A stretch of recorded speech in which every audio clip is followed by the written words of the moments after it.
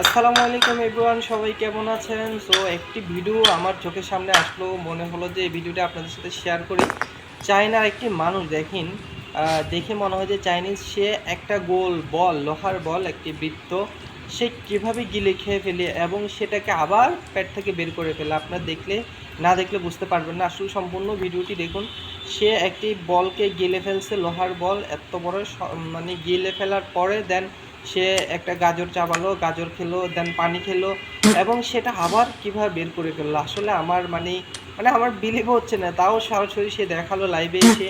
তো আপনারা দেখেন, সম্পূর্ণ ভিডিওটি দেখলে বুঝতে পারবেন। সত্যিই খুব ডেঞ্জারাস মনে হলো আমার কাছে, তাই আপনাদের সাথে শেয়ার করলাম।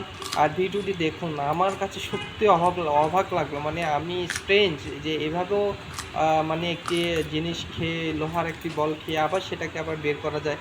সত্যি অবাক লাগছে। তো আপনারা দেখেন ভিডিওটি, সম্পূর্ণ ভিডিওটি দেখলে বুঝতে পারবেন। আমার কাছে সত্যি খুব ভয়ানক লাগলো। সো আপনারা দেখুন ভিডিওটি।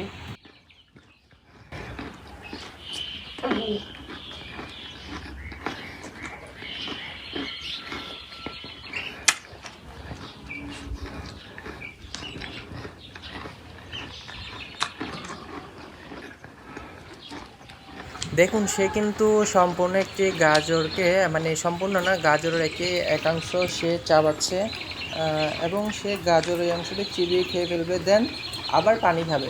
পানি খাওয়ার পরে সে কী করবে, আবার সেই লোহার বলটাকে আবার কীভাবে বের করে ফেলে দেখুন শুধু আপনারা, কীভাবে এটা সম্ভব।